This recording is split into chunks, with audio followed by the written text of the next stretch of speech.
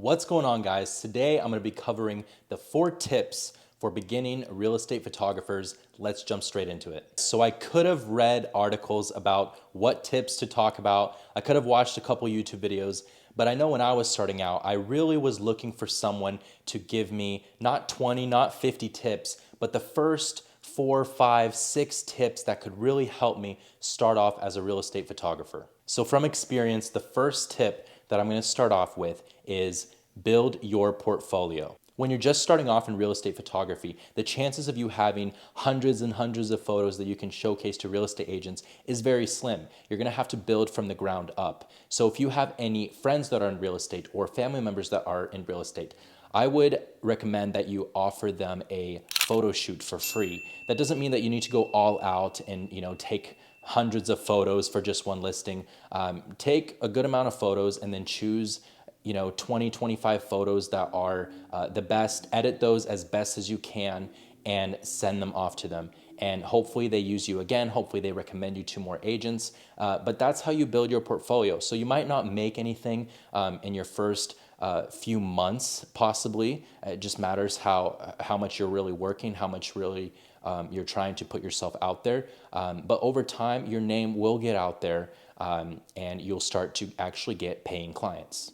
The second tip that I would give for beginning real estate photographers is just go talk to people. Talk to people from your schools, from your church, from the parks you go to, from the coffee shops you go to.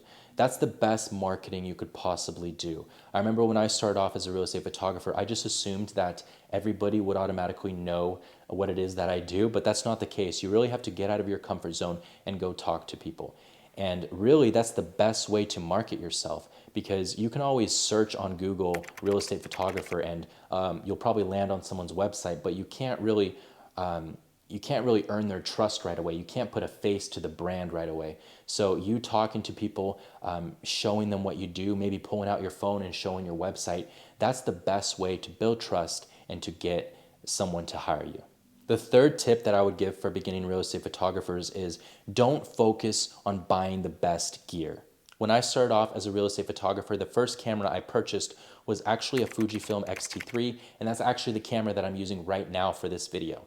If you guys want to learn more about this camera, I'll actually drop some links below so you can check that out if that's a camera that you're interested in. When you're just starting off in real estate photography, the chances of you having a lot of money to spend on gear is very slim. Most people barely have enough to even buy the body of a camera. So do your research, find a good camera that you could purchase for $600, $700, $800, and just start your career with that. You don't have to buy a $5,000 camera. The camera that I have, the Fujifilm X-T3, with all the lenses, it's about $2,000.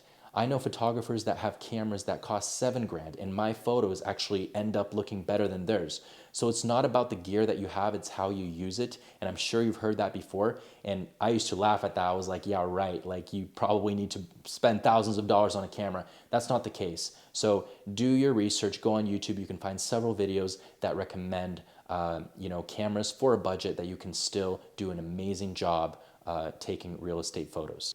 All right, guys, the fourth and final tip for beginning real estate photographers is don't set out to offer a huge amount of services right away. For example, my company offers photos, aerials, videos, 3D tours, floor plans, and the list goes on and on. If you're just starting out, the first thing that I recommend that you focus on is just learning how to shoot HDRs. If you don't know what HDRs are, I'll put a link or a couple links below in the description so you can learn how to shoot HDRs and what they are. If you're just starting out, again, don't try to offer a huge amount of services. Learn one thing at a time and learn how to do it really well. Will Smith actually said a quote, I'm probably going to butcher it, but just bear with me.